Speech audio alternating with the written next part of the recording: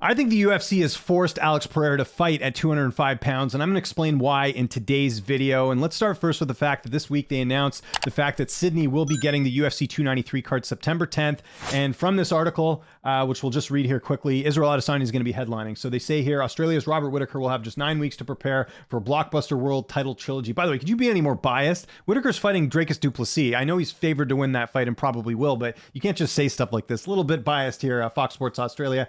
But anyways, they mention here that Israel Adesanya is going to headline over Alex Volkanovski, and Volkanovski's obviously fighting in July. I don't think he would be ready for this card, or maybe he will. We'll see what happens. But yeah, all indications are basically is that Israel Adesanya will be headlining this card, and it's not that long after the Robert Whittaker and Dracus du Plessis fight. Now, I've seen a lot of chatter on social media, people saying, why didn't they just do the fight with Alex Pereira as the trilogy fight? And my theory is they're forcing Pereira to fight at 205 because they don't want him fighting Israel Adesanya again.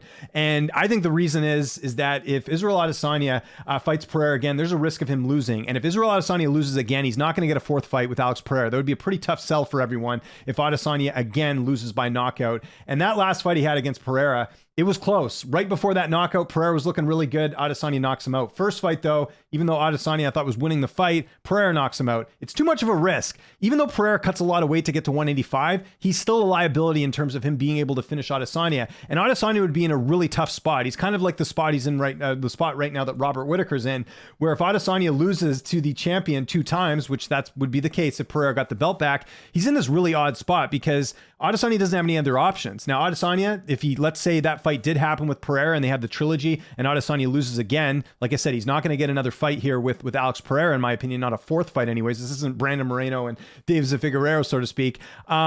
He can't move up to 205. He could, but the last time Israel Adesanya moved up to 205, it didn't go so well. Remember, a lot of people thought he was going to beat Jan Blachowicz. That didn't end up happening. So that's kind of out of, I mean, I suppose it still could happen, but I just think that's pretty tough for Adesanya to move up there. There's a lot of really good fighters at 205. I don't think it would go very well for him. And then he's not cutting to welterweight, right? Like, let's be honest here. Even though Usman's not champion, he's not going to cut to 170. I mean, Leon Edwards is part of the same management group anyways. That's not happening. So really, your only option is for Adesanya to be middleweight champion.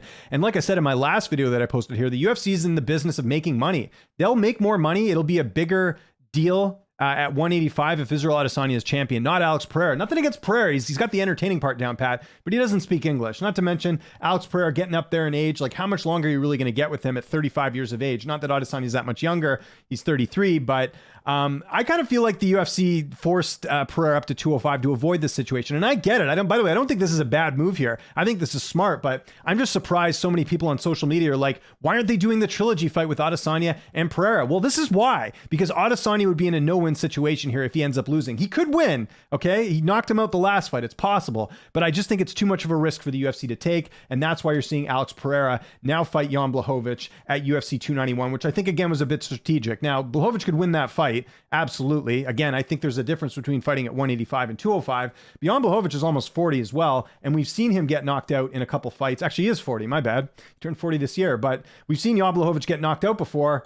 Thiago Santos did that, you know? So I think in a way, this is a fight that I think is a bit favorable to Pereira, but that's not really what we're talking about here in the video. Check this tweet out from May 5th. This isn't that long ago. We're talking May 18th.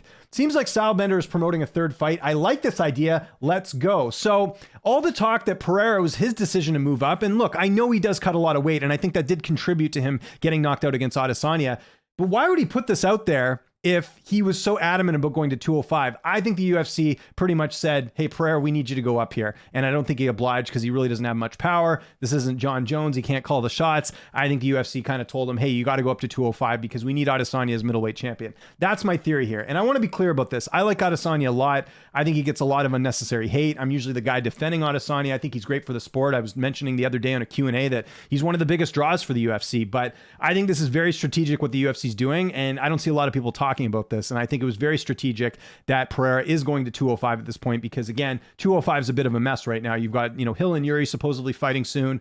You got Ankalaev waiting in the wings. You got Rakic. You got a lot of, moving pieces there. But with middleweight, like, it's Adesanya's division. It's not Pereira's division. And I think that's what the UFC is trying to do here is they basically forced him up so Adesanya can continue to fight the contenders at middleweight. And not to say that he's going to win every single fight, but I think Pereira was a big risk to the UFC that he didn't want to take. So shorter video here today, but that's my theory. I think they forced Alex Pereira up to 205. Let me know what you think in the comments. Follow me on Twitter, Instagram, and TikTok @LynchOnSports. I'm James Lynch. Thanks so much for watching, and I'll see you next time.